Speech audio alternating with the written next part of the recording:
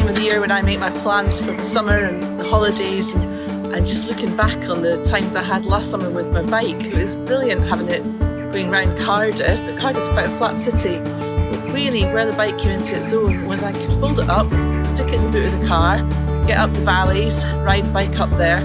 Also, I took it up to Scotland on the train several times.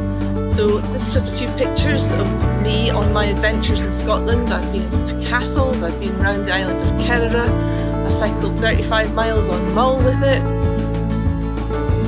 Even managed to balance my bag on it when I was getting to the youth hostel in Oban, and it was great for just carrying my kit for a week so I could wheel it around.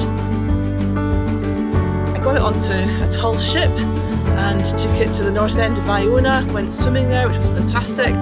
Also took it onto another boat and got it on a rib and got across to the island of Canna with it, and was able to do a walk on Canna I'd never have got to if I hadn't got the bicycle to get me to the starting point. I clocked up my 500th kilometre on Mull.